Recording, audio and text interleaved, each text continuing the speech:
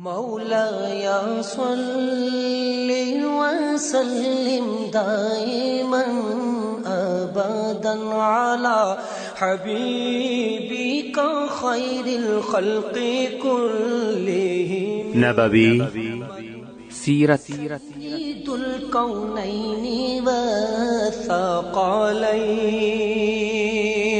محمد په دې خبرونه کې به تاسو ته د رسول الله صلی الله علیه وسلم د ژوند حالات په تفصیل سره وړاندې شي.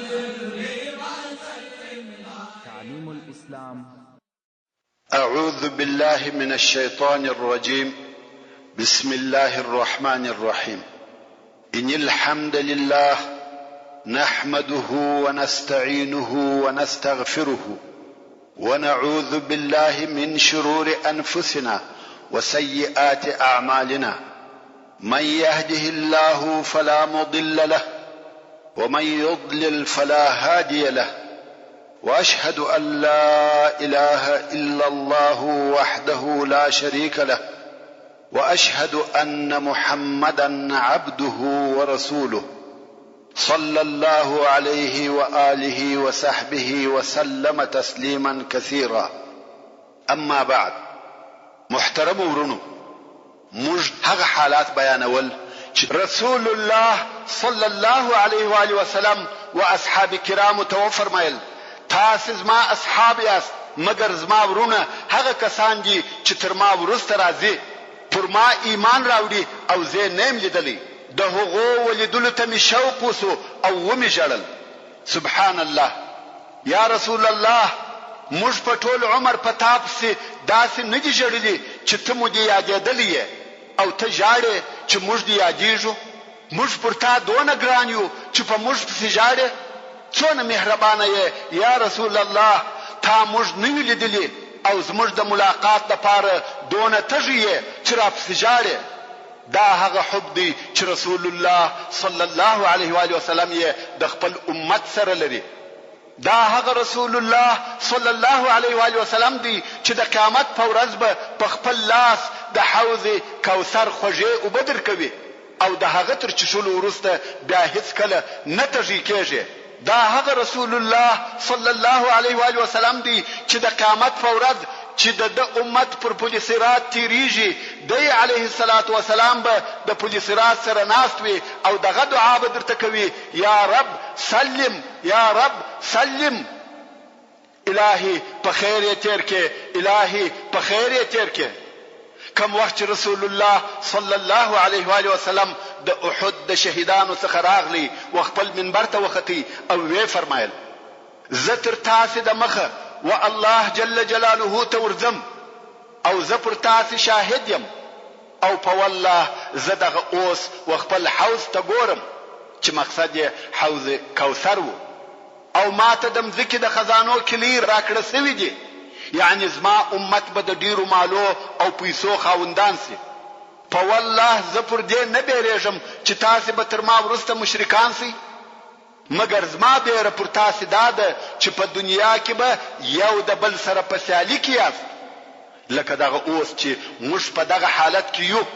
الله جل جلاله دې را باندې ورحمیږي. دغه د سفر په میاشت کې چې اسلامي لشکر د بلقا د پاره تیاری نیسي، رسول الله صلی الله علیه وآله وسلم نا وخته د شپې د خپلو آزاد کړه سوو مریانو څخه و یو نفر ته چې ابو مویهبه نومېدی حال ورولېږي چې راسه. ابو مویهبه رضی الله تعالی عنه راغلی. رسول الله صلی الله علیه وآله وسلم ورته وفرمایل: یا ابا مویهبه، امر کړه سوی یم چې د بقیع و اهل ته دعا او د مغفرت غوښتنه وکم، نو زما سره ولاړ شه. بقیع د مدینې منورې مقبره او هدیره ده. ابو مویهبه رضی الله تعالی عنه وایي زه هم ورسره رهي سوم. کوم وخت چې د بقیع و قبرو ته ودرېدو، رسول الله صلی الله علیه وآله وسلم وفرمایل: السلام علیکم یا اهل المقابر. په دغه حال کې چې تاسو یاست تاسو لره د راحت او آسانتیاوي داسې فتنې را روانې دي لکه د تاریک شپې حصې چې یوه په بله پسې ده او هغه دوهمه تر د مخنۍ بده او شر ده.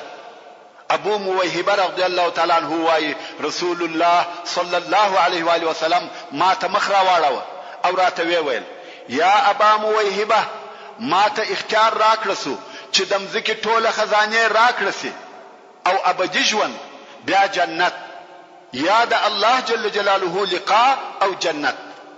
په دغه وخت کې د الله جل جلاله د طرفه ورسول الله صلی الله علیه و آله وسلم ته د دوو حالاتو په اختیارولو او خوشولو کې اختیار ورکړسو. یو دا چې د ټول مځکې خزانه او ابدي ژوند ورکړسي او بیا جنت یعنی رسول الله صلی الله علیه و آله وسلم پر ټول مځکه او خزانو یې حاکم سي او د قیامت تر ورځې همیشه ژوندۍ وي او بیا په قیامت کې جنت. دوهم دا چې د الله جل جلاله ملاقات او جنت یعنی اوس مرګ او د الله جل جلاله و ملاقات ورتګ او جنت. په حدیث شریف کې راغلی دی چې هیڅ داسې نبی نشته چې د وفات په وخت کې دی هغه ته اختیار نه وي ورکړل شوی.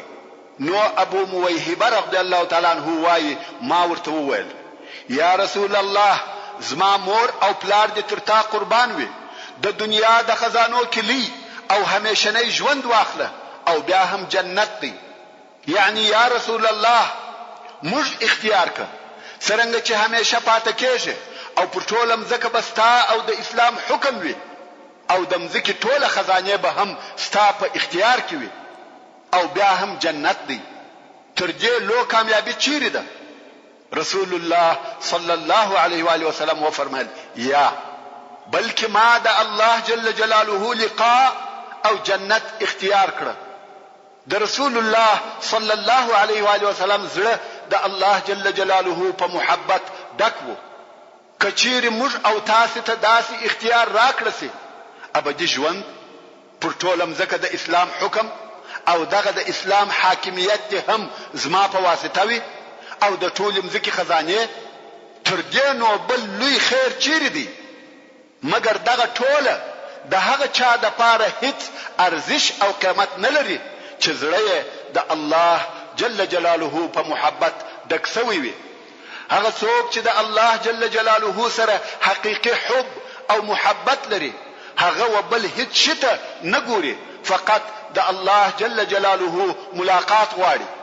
نو رسول الله صلی الله علیه و آله وسلم ته چې دغه ټول دنیوي شیان عرض او وړاندې سوه وهغه ته هیڅ التفات او نظر هم ونه کوي بلکې د الله جل جلاله و ملاقات تلوار سو. نو ځکه یې فرمایل بل لقاء ربي والجنه. دغه اختیار سره چې رسول الله صلی الله علیه و آله وسلم د الله جل جلاله ملاقات خوش او اختیار کوي. د رسول الله صلی الله علیه و آله وسلم هغه مریضي شروع سو چې په هغه کې رحلت وکړي او د مریضي اول شی د سر شدید درد وو. رسول الله صلی الله علیه و آله وسلم د بقیع څخه وکورته مریض ورغلی ځکه د علیه الصلاة والسلام د الله جل جلاله ملاقات اختیار کړي. د حضرت عائشه رضی الله تعالی عنها څخه روایت دی وایي کوم وخت چې رسول الله صلی الله علیه و آله وسلم د بقیع څخه راغلی په دغه وخت کې زه د سر د درد څخه په عذاب وم او د ډیره درد څخه می ورسول الله صلی الله علیه و آله وسلم ته د خپل سردردی شکایت وکړي او ورته ومي ویل ورأسا یعنی د سر د درد څخه په عذاب یم. خو رسول الله صلی الله علیه و آله وسلم و فرمایل بلکې زه یا عائشه ورأسا یعنی یا عائشه زما پر سر ډیر درد دی. حضرت عائشه رضی الله تعالی عنها پوښتنه ځنی وکړه ویل یا رسول الله آیا ته هم دغه درد حسوي لکه موږ چې حسوو یعنی پر تا هم دغه درد تیریږي او تکلیف درکوي؟ رسول الله صلی الله علیه و آله وسلم و فرمایل موږ انبیاء دون درد حسوو لکه ستاسو څخه دوه نفره یعنی پر انبیاء علیهم السلام دوه چند درد تیریږي نو ځکه د رسول الله صلی الله علیه و آله وسلم درد ډیر شدید وو. د رسول الله صلی الله علیه و آله وسلم د مریضي شروع د هجرت د 11 کال د سفر د میاشتې پر 29 تاریخ د دوشنبه په ورځ و او د مریضي ټوله موده 14 یا 14 ورځې و او په دغه مریضي کې 11 ورځې وخلق المنذ ورکاوه. د رسول الله صلی الله علیه و آله وسلم مریضي نور هم په قرار زیاتېده. د سر درد خو وو او شدیده تبه هم ورسره زیاته سوه. دا د رسول الله صلی الله علیه و آله وسلم د عدل او ادب څخه و چې په دغه مریضي کې هم د ازواج مطهرات د نوبت مراعات کاوه. خو هر شپه به د ازواج مطهرات څخه پوښتنه کول چې سبا زه چیرې یم. د رسول الله صلی الله علیه و آله وسلم زړه غوښته چې دغه د مریضي شپه د حضرت عایشه رضی الله تعالی عنها په کور کې تیرې کړي. ازواج مطهرات د صلی الله علیه و آله وسلم په مقصد پوسوي. نو ټول دا اجازه ورکړه چې په کم ځای کې چې ستا زړه وي دغه مریضي حالت تیر کړه. رسول الله صلی الله علیه و آله وسلم د عدل او انصاف په سبب د هغو څخه اجازه وغوښته او هغو هم اجازه ورکړه. نو رسول الله صلی الله علیه و آله وسلم د میمونه رضی الله تعالی عنها د کور څخه د حضرت عایشه رضی الله تعالی عنها کور ته په داسې حال کې ولاړی چې د دوه نفرو پر اوجوې لاسونه تکه کړی و. یو طرف ته علی ابن ابي طالب رضی الله تعالی عنه او بل طرف ته فضل ابن عباس رضی الله تعالی عنه. فضل ابن عباس رضی الله تعالی عنه وایي چې د رسول الله صلی الله علیه و آله وسلم پښې پرمځکه کشیدلې. د ډېر درد او تکلیف څخه یې پښې نسوای پورته کولای او هغه پرمځکه ورسره کشیدې. څو د حضرت عایشه رضی الله تعالی عنها وکور ته ورغلی او هلته حضرت عایشه رضی الله تعالی عنها د قران مجید څخه معوذتين او هغه دعاوی پر ویلې چې د علیه الصلاۃ والسلام څخه زده کړې وي. امام بخاری او امام مسلم د حضرت عایشه رضی الله تعالی عنها څخه روایت کوي چې وایي په پخوا کې چې رسول الله صلی الله علیه و آله وسلم ته کم درد او مریضي پیښ و د علیه الصلاۃ والسلام به معوذتين پر ځان ویل او خپل لاسونه به پر ځان تیرول. کم وخت چې د وفات په مریضي مریض سو نو معوذتين به ما پر ویل او د تبرک د پاره به می د علیه الصلاۃ والسلام مبارک لاس د پر بدن تیراوه. د رسول الله صلی الله علیه و آله وسلم تب نور هم زیاتېده. د بدن حرارت ډیر پورته سو. هغه صحابي چې دغه حدیث شریف روایت کوي وایي ما د رسول الله صلی الله علیه و آله وسلم پر مبارک سر لاس کښېښاوه. د رسول الله صلی الله علیه و آله وسلم د سر د ډیر تو دوالي په سبب می لاس نسوای پر پریښولای. دون شدیده تبه و چې د هیڅ تبه می په دغه اندازه ګرمه او شدیده نه ولیدلې. د تبه د شدت په سبب کله کله پر رسول الله صلی الله علیه و آله وسلم بهوش راغله او د مریضي په سبب قرار ضعیف کېدی. ورونو رسول الله صلی الله علیه و آله وسلم د دوشنبه په ورځ چې د ربيع الاول د میاشتې 12 تاریخ وو د دنیا څخه رحلت کړی دی. خو د چهارشنبه په ورځ چې د ربيع الاول د میاشتې 9 ورځ وو د رسول الله صلی الله علیه و آله وسلم د طبي حرارت نور هم لوړ سو او د بدن درد ورسره زیات سو او د طبي د شدت بهوشي پر راغله. کوم وخت رسول الله صلی الله علیه و آله وسلم دغه بهوشي څخه راپورته سو وی فرمایل د مختلفو ساحانو څخه اوجه او براوړي. په دې کې څه حکمت وو چې اوجه او د مختلفو ساحانو څخه په حکمت یې موږ نه پوهیږو. خیر د مختلفو ساحانو څخه اوجه او براوړسوي. حضرت عائشه رضی الله تعالی عنها وایي موږ رسول الله صلی الله علیه و آله وسلم په یو تشت کې کښېناوه او دغه ابومو پر تویولې. پر رسول الله صلی الله علیه و آله وسلم یو جی پس له بل جی او به تویوي. څنګه چې تبه شدیده و او پر تبجن بدن وبښه نه لګیږي نو رسول الله صلی الله علیه و آله وسلم هم تر دغه زیات تحمل نسوای کولای او ویل حسبکم حسبکم کافی دي دغه اوبو په تویولو سره د رسول الله صلی الله علیه و آله وسلم تبه یو څه سپکسوه نو مسجد ته ورغلی او سر یې په یو ټوکره سره تړلی وو رسول الله صلی الله علیه و آله وسلم پر منبر کښېنستی خلق شاوخوا پراګرځېدلي دي او رسول الله صلی الله علیه و آله وسلم په ناستې خطبه وویل پس له حمد او صفت څخه د الله جل جلاله او پس له درود څخه پر خپل ځان یې وفرمایل د الله جل جلاله لعنت دی پر يهودو او نصاراو وی چې د خپل انبیاو د قبرو څخه مسجدونه جوړ کړي دي او زما د قبر څخه بت ما جوړوي چې عبادت یې کیږي او بیا یې خپل ځان وقصاص او بدلی ورکولو ته تیار کړي وی فرمایل زه وتاسو ته د هغه الله حمد وایم چې بیل د څخه بل الله نسته او ستاسو د مابین څخه زما غیاب او تګ رانږدې سوی دی کما ستاسو څخه یو څوک وهلی وي دغه زما شاده خپل بدله او انتقام دې ځنی واخلي او کما و یو چاته بد ویلی وي د عرض شکنځل مې ورته کړی وي دا زما عرض دی خپل بدله دې واخلي یعنی کما د یو چا حسب او شرف په بد سره یاد کړی وي هغه دې اوس هغه خپل حق واخلي رسول الله صلی الله علیه و آله وسلم خپل غاړه خلاصوي غواړي چې د الله جل جلاله سره په داسې حال کې ملاقات چې د هیڅ بشر هیڅ حق نه وي پر پاته رسول الله صلی الله علیه و آله وسلم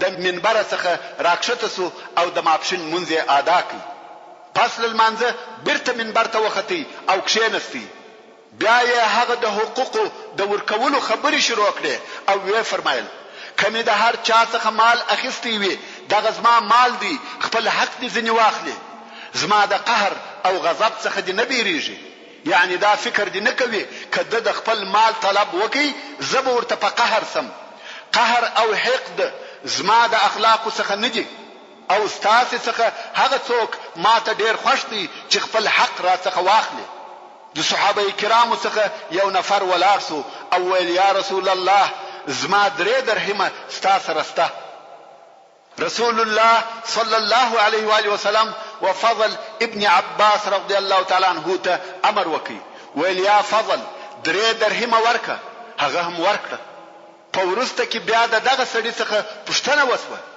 چې څنګه دې دا جرأت وکي چې دغه خبره دې وکړه دا ویل رسول الله صلی الله علیه و آله وسلم و فرمایل چې هغه سړی ماته ډیر خوش دی چې خپل حق طلب کړي نو ما غوښته چې دغه خپل حق طلبولو په سبب هغه څوک وګرځم چې رسول الله صلی الله علیه و آله وسلم ته ډیر خوش وي یا تر ټولو خلقو خوش وګرځم رسول الله صلی الله علیه و آله وسلم بیا هم دغه خبرې تکرار کړې کله چا حق زما سره وي را څخه وعده اخلي خو څوک نسو ولاړ او چا طلب ونه کوي بیا رسول الله صلی الله علیه و آله وسلم و فرمایل نو دې را وبخشي یعنی کله چا حق را سره ستا او اوس طلب نه کوي نو دې را وبخشي چې د الله جل جلاله سره په داسې حال کې ملاقسم چې زما زړه مطمئن او بیغمه وي خو بیا هم زه فکر کوم چې دغه زما ویل به زما غاړې نکر اخلاص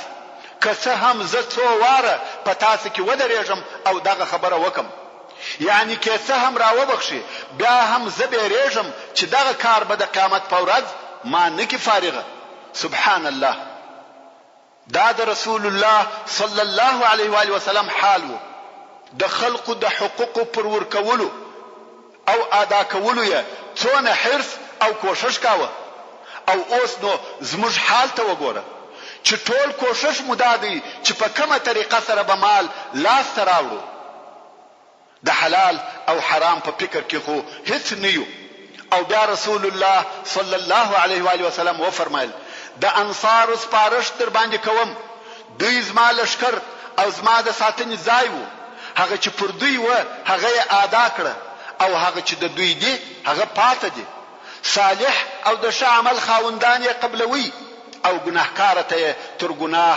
ورتېریږي. نور خلق ډیریږي او انصار لږیږي تر داسې اندازې چې دونه بسي لکه مالګه په ډوډۍ کې.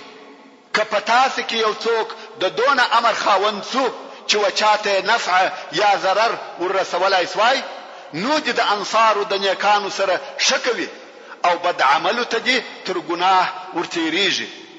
او بیا رسول الله صلی الله علیه و آله وسلم و فرمایل الله جل جلاله و یو بنده ته اختیار ورکړي چې د دنیا نعمتونه ابدي ژوند او بیا جنت غواړي او کده الله جل جلاله ملاقات او جنت، مگر دغه بنده د الله جل جلاله ملاقات او جنت اختیار کوي. ابو سعید الخدری رضی الله تعالی عنہ وايي ابو بکر صدیق رضی الله تعالی عنہ ډیر شدید او په لوړ आवाज وژړل او ویل یا رسول الله زموږ منځ او پلرونه دي تر تا قربان وي. خلق یو د بل سره وویل تاسو ودغه شیخ ته وګورئ. رسول الله صلی الله علیه و آله وسلم د یو بنده حال بیانوي چې الله جل جلاله د دنیا د نعمتو او د هغو شیانو په مابین کې اختیار ورکړي چې د الله سره دي او دی جاړي او وایي یا رسول الله زموږ منځ او پلرونه دي تر تا قربان وي. خو ابو بکر صدیق رضی الله تعالی عنہ هغه یوازینی سړی وو چې پوسو چې دغه بنده چې اختیار ورکړ سو په خپل رسول الله صلی الله علیه و آله وسلم دی او د علیه الصلاۃ والسلام د الله جل جلاله ملاقات اختیار کی. نو ځکه یې په بے صبری او بے اختیار شدید جړه شروع وکړه. رسول الله صلی الله علیه و آله وسلم و فرمایل على رسلك يا ابا بکر. رسل په عربي کې صبر، احتیاط، آرامي او نرمي ته ویل کیږي. خو په عربو کې دغه جمله چې على رسلك په هغه ځای کې استعماليږي چې د یو چا څخه بے صبري او تلوار کیږي، نو به ورته ویل کېده على رسلك. او دغه جمله په فصیح عربي کې ډېره استعماليږي. نو دلته هم رسول الله صلی الله علیه و آله وسلم و فرمایل على رسلك يا ابا بکر، یعنی بے صبری او بے قراری مکوه یا ابا بکر. او بیا رسول الله صلی الله علیه و آله وسلم و فرمایل بشک چې ما سره په ملګرتیا او د مال په مصرفولو کې تر ټولو خلقو هغه امین او صادق سړی ابو بکر وو. کما د ځان د پاره بیل خپل رب خلیل انتخاب ولای، ما به ابو بکر د ځان خلیل ګرځولی وای. خلیل وهغه محبوب ته ویل کیږي چې د یو انسان زړه د هغه په حب او محبت تکوي. نو رسول الله صلی الله علیه و آله وسلم و فرمایل مگر ستاسو د ملګری زړه چې د رسول الله صلی الله علیه و آله وسلم خپل ځان مقصد وو، مگر ستاسو د ملګری زړه د الله جل جلاله په حب او محبت ډک دی. یعنی د الله جل جلاله حب زما زړه را ډک کړی دی، د بل چا د حب ځای پکښ نشته. خو د سره مې د اسلام ورورګلوي او محبت دی چې د حدیث شریف لفظ داسې دی ان من امن الناس علي في صحبته وماله ابو بكر ولو كنت متخذا خليلا غير ربي لاتخذت ابا بكر خليلا ولكن اخوة الاسلام ومودته. نو د رسول الله صلی الله علیه و آله وسلم هغه شه او غره امین او صادقه نزدې او وفادار صاحب او ملګری ابو بکر صدیق رضی الله تعالی عنہ دی. او بیا رسول الله صلی الله علیه و آله وسلم و فرمایل هر چا چې نیکی او احسان را سره کړی دی د هغه بدله ورکړه سوی ده بیل ابو بکر څخه چې د هغه د احسانو بدله می آخرت ته پرې ایښې ده. رسول الله صلی الله علیه و آله وسلم و فرمایل په مسجد کې د هیڅ یو دروازه نه پاتې کیږي چې و نه تړل سي یا بند نسی بیل دروازې څخه د ابو بکر ورونو. کوم وخت چې رسول الله صلی الله علیه و آله وسلم مسجد نبوي جوړ کړي د صحابه کرامو څخه ډیرو خلقو دالته په مسجد پورې مشتي کورونه جوړ کړل چې د کورو عمومي دروازې یې پر بل طرف وي، مګر د کور د شاده طرفه به یو کوچنی دروازه و مسجد ته راخلاص کړه لکه دربچه او دغه دروازې ډیرې وې. نو رسول الله صلی الله علیه و آله وسلم و فرمایل چې دغه کوچنی دروازې دي ټوله وتړل سي بیل دروازې څخه د ابوبکر. دا هم د ابوبکر صدیق رضی الله تعالی عنہ د پاره ډیر لوی امتیاز وو.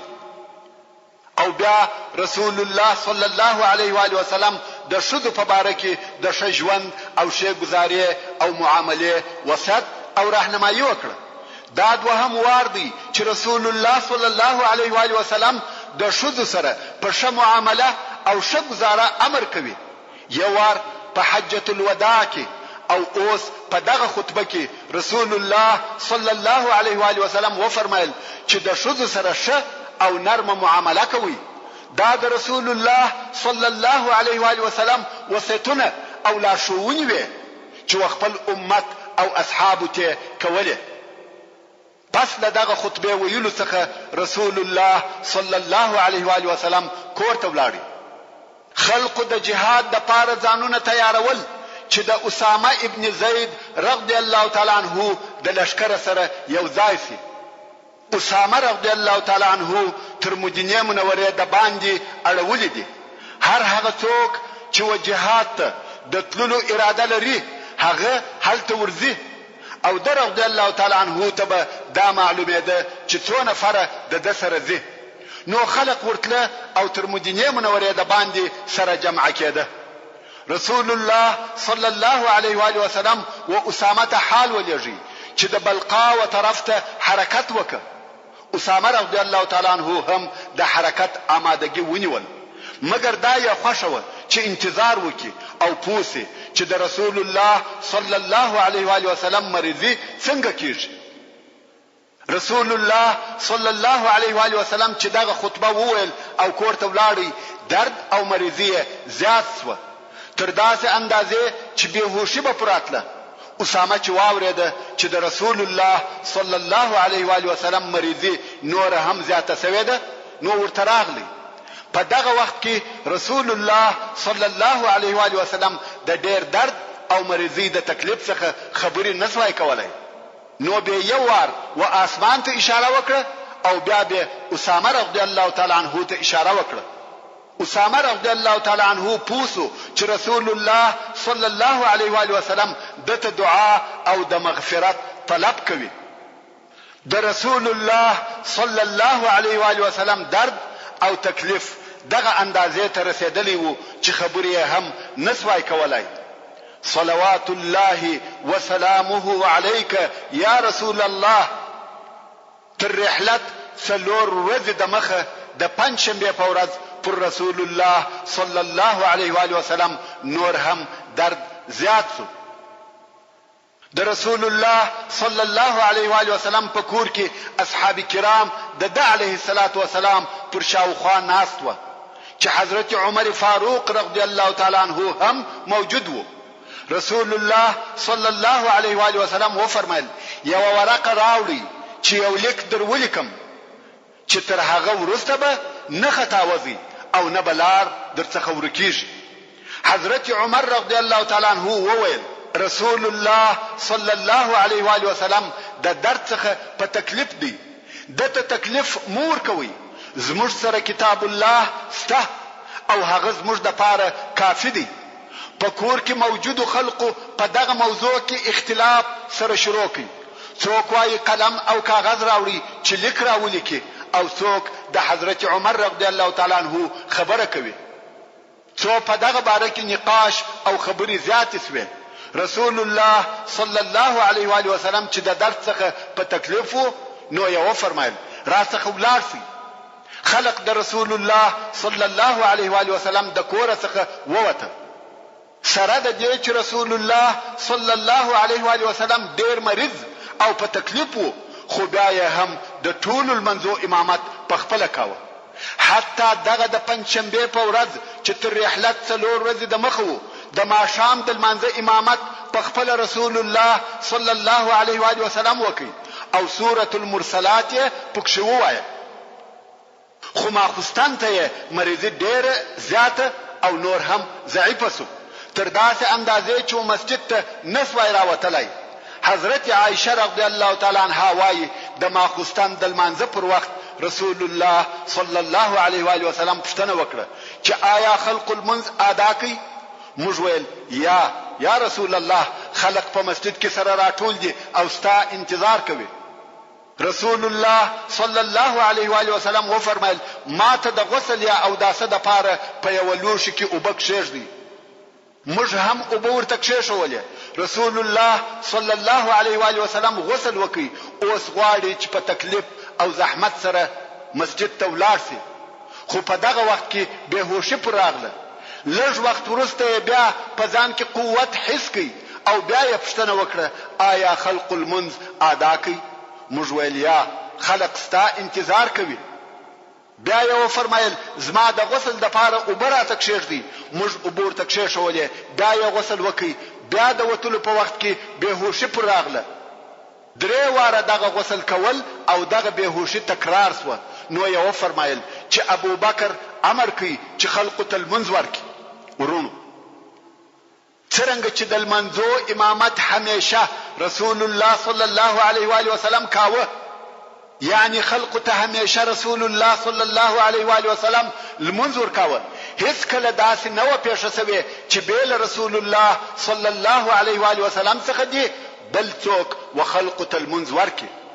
بیل هغه حادثه څخه چې موږ د تبوک د بیرته راتلو په وخت کې درته بیان کړ چې د رسول الله صلی الله علیه و آله وسلم د غیاب په سبب عبدالرحمن ابن عوف رضی الله تعالی عنہ د مخسو او خلق ته لمونځ ورکړي.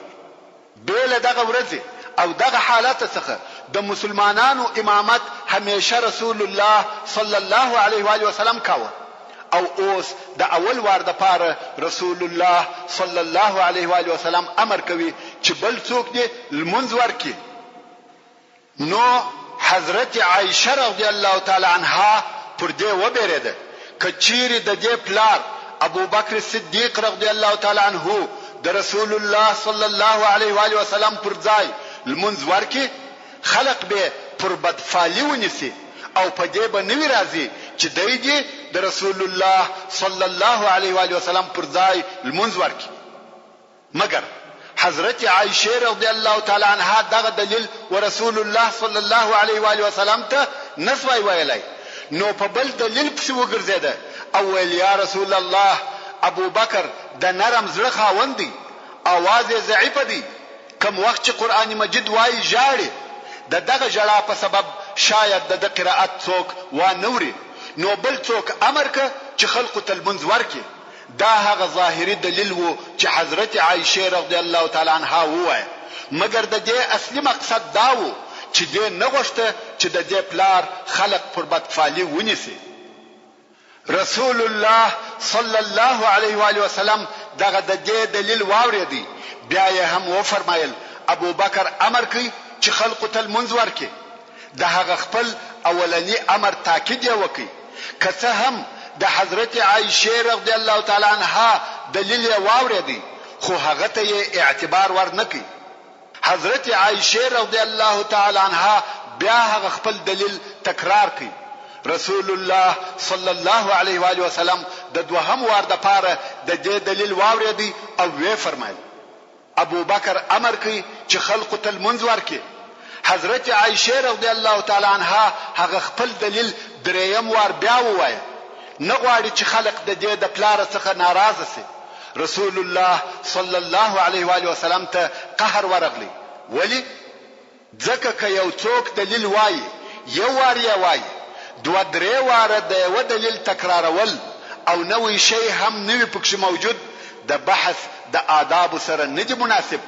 نو رسول الله صلی الله علیه و آله وسلم ته قهر ورغلی او وی فرمایل ان كن صواحب یوسف. دا حیله ده، هغه واقعي دلیل دا نه دی. د نن بل شی سته چې هغه نه راته وایي. دا خو دې راته وویل او ما نه ومنل. رسول الله صلی الله علیه و آله وسلم بیا و فرمایل مروا ابا بکر فليصلي بالناس. حضرت عائشه رضی الله تعالی عنها د رسول الله صلی الله علیه و آله وسلم د خونې څخه راووته او عبد الله ابن زمعه رضی الله تعالی عنه یې ولیدی چې د حضرت سوده بنت زمعه رضی الله تعالی عنها ورور وو وهغه ته یې وویل یا عبد الله ورثه ابو بکر ته ووایه چې خلقو ته المنځ ورکړي. عبد الله ابن زمعه رضی الله تعالی عنه راووتی ابو بکر الصدیق رضی الله تعالی عنه ته وویل رسول الله صلی الله علیه و آله وسلم دې امر کوي چې وخلقو ته المنځ ورکړه. ابو بکر الصدیق رضی الله تعالی عنه چې د نرم زړه خاوند وو او حضرت عمر فاروق رضی الله تعالی عنه ته وویل خلقو ته المنځ ورکړه. هغه ویل یا ته د دې کار د پاره حقدار یې. نو ابو بکر الصدیق رضی الله تعالی عنه د دغه ورځې د ماخستان د لمانځه څخه شروع نور پاتل منځونه وخلقو ته ورکول چې د رسول الله صلی الله علیه و آله وسلم په حیات کې ټول ولس المنځونه ابو بکر الصدیق رضی الله تعالی عنه وخلقو ته ورکړي دي چې یو د پنځشنبه د ماخستان المنځ وو د جمعې شنبه او یک شنبه پنځه المنځونه او د دوشنبه د سهار المنځ چې ټوله ولس المنځونه کیږي. په دغه ورځو کې رسول الله صلی الله علیه و آله وسلم ډیر ضعیف وو او څو واره شدید دردونه ورته پیښ شوي دي. حتی ځینې وختونه به بهوشي پراتله وحی هم نسته لکه څنګه چې د مخه مو درته وویل چې وحی د حجة الوداع څخه قطع شوی وي ورونو. لکه څنګه چې د مخه مو درته وویل چې په حجة الوداع کې د عرفات په ورځ چې د جمعې ورځ هم و په مازیګر کې دغه آیات شریف نازل سو چې الله جل جلاله فرمایي اليوم اكملت لكم دينكم واتممت عليكم نعمتي ورضيت لكم الاسلام دينا. او بیا پمنا او ایام تشریق کې سورة النصر نازل سو چې الله جل جلاله فرمایي اذا جاء نصر الله والفتح ورأيت الناس يدخلون في دين الله أفواجا فسبح بحمد ربك واستغفره إنه كان توابا. او بیا د رسول الله صلی الله علیه و آله وسلم تر رحلت نورز د مخه د الله جل جلاله دا قول نازل سو چې د سورة البقره 201 نمبر آیات دی او فرمایي واتقوا يوما ترجعون فيه إلى الله ثم توفى كل نفس ما كسبت وهم لا يظلمون. يعني تاسي د هغې ورځې د عذاب څخه وبېرېږئ چې تاسي په هغه ورځ کې بیرته د الله جل جلاله و طرف ته بیول کېږئ او بیا به وهر چاته د هغه د عمل که خیر وي که شر بدله او جزا پوره ورکول سي او پر دوی به ظلم نه کیږي چې یا عذاب ورزیات کی یا ثواب ورلږ کی. نو دغه آیات شریف د ټوله قرآن مجید په نزول کې هغه آخرنی آیات شریف دی او د رسول الله صلی الله علیه و آله وسلم تر رحلت نورز د مخه نازل شوی دی. دغه آیات شریف تر نزول وروسته رسول الله صلی الله علیه و آله وسلم په ډیر اوږده فکر کې غرق شو. فکر یې په چی کې کاوه خپل پخوانی یاداشتونه په فکر کې ورګرځوي د خپل یاداشتو فته تر نظر باسي. ورونو د غار حرا واقعات مو په یاد دي چې جبريل عليه السلام ورته ویل اقرأ او بیا رسول الله صلی الله علیه و آله وسلم وحضرت خدیجه رضی الله تعالی عنها ته ویل یا خدیجه د خوب وخت ولاړی. هغه مو په یاد دي چې رسول الله صلی الله علیه و آله وسلم د صفا پر غره ودرېدی او خلق یې و اسلام ته دعوت ول. هغه مو په یاد دي چې عقبه ابن ابي معيط د مړه اشکلمې راوړې او د رسول الله صلی الله علیه و آله وسلم پر اوجوې د سجدې په حالت کې ورکښولې. هغه مو په یاد دي چې رسول الله صلی الله علیه و آله وسلم طائف ته ولاړی او د هغه ځای د خلقو د طرفه په ډبرو وشتل کېدی او تر مبارکو پښو یې ویني بهېدې. هغه مو په یاد دي چې پر غرو مقرره ملائکه ورته راغله او ویل کستا خوشوي زبه د مکه پر اهل دغه دوه غرونه راکښې کاږم. رسول الله صلی الله علیه و آله وسلم و فرمایل یا زه صبر ورته کوم ممکن الله جل جلاله د دوی د ملاو څخه داسې څوک راوباسي چې د الله جل جلاله عبادت کوي. اسراء او معراج مو په یاد دي او هغه مو هم په یاد دي چې د مکې مکرمې په فتح کې د دوهم وار دپاره بیا د صفا پر غره ودرېدی او اهل مکې ته یې وفرمایل څه ګمان کوئ چې زه به نن ستاسې سره څه وکم؟ پر تاسې نن هیڅ ملامتیا نسته، ورځئ تاسې آزاد یاست. د خندق د کیندلو ورځ مو په یاد ده چې رسول الله صلی الله علیه و آله وسلم پر خپل مبارک اوږو خاورې چلولې او ټوله بدن یې په خاورو کې پټ و.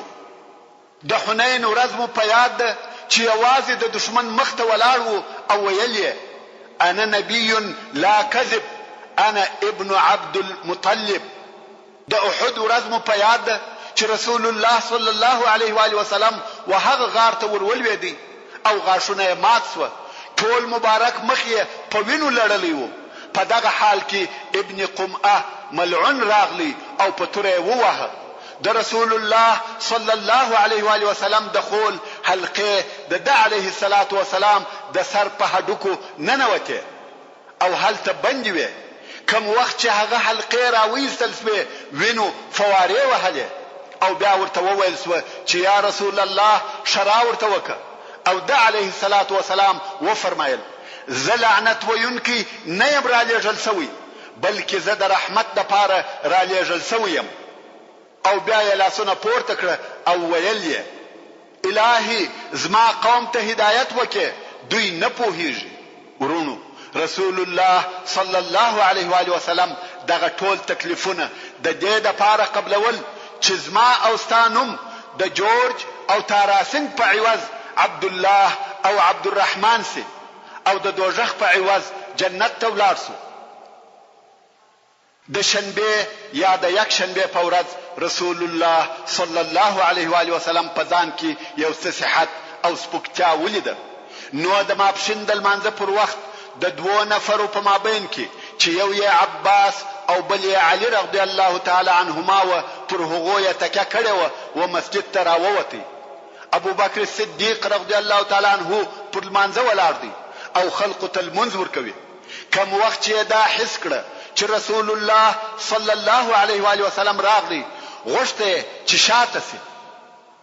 د خلقو امامت رسول الله صلی الله علیه و آله وسلم وکي او دی رضی الله تعالی عنه په سب کې ودرېږي. خو رسول الله صلی الله علیه و آله وسلم اشاره ورته وکړه چې متر شاکېږه او بیا یې وهغه دوه نفرو ته وویل چې ما د ابو بکر رضی الله تعالی عنه وڅنګ یا بغل ته کښېنوئ. رسول الله صلی الله علیه و آله وسلم د ابو بکر صدیق رضی الله تعالی عنه و چپه طرف ته کښېنول سو. نو ابو بکر رضی الله تعالی عنه د رسول الله صلی الله علیه و آله وسلم په لمانځه پسې اقتدا کړې وه او د رسول الله صلی الله علیه و آله وسلم د لمانځه تکبیرونه یې په خلقو اورېده. ورونو د رسول الله صلی الله علیه و آله وسلم تر رحلت یوه ورځ دمخه چې د یک شنبې ورځ وه رسول الله صلی الله علیه و آله وسلم خپل مریان ټول آزاد کړه. 7 دیناره یې درلوده هغه یې خیرات کړه. خپله ځینې اسلحه یې و مسلمانانو ته په هدیه کې ورکړه. په دغه شپه حضرت عایشه رضی الله تعالی عنها د څراغ د پاره تیل د خپل یوې همسایه څخه په استعاره یا په خواست وغوښته او د رسول الله صلی الله علیه و آله وسلم یو ازغره د یو يهودي سره په 10 کاسه اوربشو ګروه. څو د هجرت د 11 کال د ربيع الاول د میاشتې 12 ورځ چې د دوشنبه ورځ و راورسېده. د سهار د لمانځه سره رسول الله صلی الله علیه و آله وسلم په ځان کې قوت او صحت ولیدي. پر ځان یې تکلیف تیر کی او راولاړ سو. څرنګه چې رسول الله صلی الله علیه و آله وسلم د حضرت عایشه رضی الله تعالی عنها په کور کې وو او د هغې رضی الله تعالی عنها خونه په مسجد نبوي پورې مشته و. د کور او مسجد په مابین کې دروازه و او پرده پر زړېده. تر دغه دروازې بیل رسول الله صلی الله علیه و آله وسلم هیڅ وخت بل څوک نه راوته. خلقو په مسجد کې په ابوبکر صدیق رضی الله تعالی عنہ پسې د سحر لمونځ کاوه، پر لمانځه ولاړ و. رسول الله صلی الله علیه و آله وسلم راغلی او دغه پرده پورته کړه. ویل د چې مسلمانان په پوره خشوع لمونځ ادا کوي، په ډېر دقت یې و قرآن مجید ته غوږ نیولی دی. ویل د چې اسلام قائم او ثابت سو.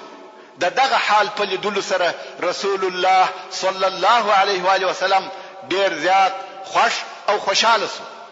نو د خوشحالۍ څخه تبسم وکړي. هغه اصحاب کرام چې دلته د کور و طرف ته نږدې ولاړ و، هغو د پردې شورېده حس کړه. صبر یې نسوای کولای و هغه طرف ته یې وکتل او رسول الله صلی الله علیه و آله وسلم یې ولیدی. اوس پس له 3 ورځې نه راوتلو څخه د اول وار د پاره رسول الله صلی الله علیه و آله وسلم ویني. اصحاب کرام تر اندازې زیات خوشاله شو. د مخه دوی په بیره او تشویش کې و او اوس رسول الله صلی الله علیه و آله وسلم ورته راوتلی دی، ولاړ دی او خاندي. اصحاب کرام په لمانځه کې خطا وتل، قریب و چې لمونځ پرېږدي او رسول الله صلی الله علیه و آله وسلم ته ورسي، سلام ورسره وکي او د حال پوښتنه یې وکي. مګر رسول الله صلی الله علیه و آله وسلم و دوی ته اشاره وکړه چې خپل لمونځ مو پوره کړئ. نو دوی هم پر لمانځه پاته سوه. په هغه حدیث شریف کې چې امام بخاری د انس ابن مالک رضی الله تعالی عنہ څخه روایتوي، وایي د دوشنبه په ورځ مسلمانانو د سحر لمونځ د ابوبکر صدیق رضی الله تعالی عنہ په امامت ادا کاوه.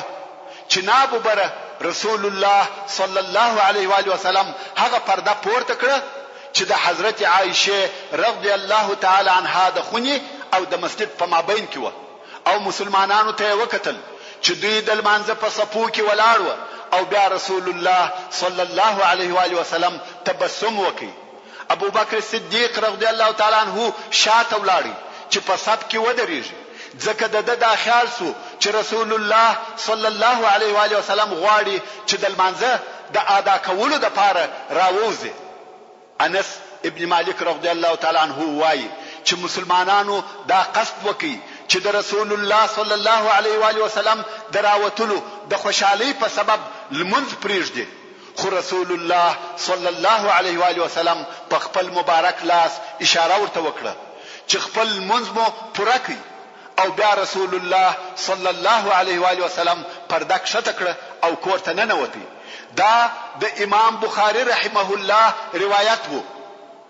محترم ورونو، پاته بحث به پر راتلونکي کې واوري ان شاء الله تعالی. وما توفيقي الا بالله وهو السميع العليم. تعلیم الاسلام رادیو ستاسو د ذهنونو روښانه کوونکی.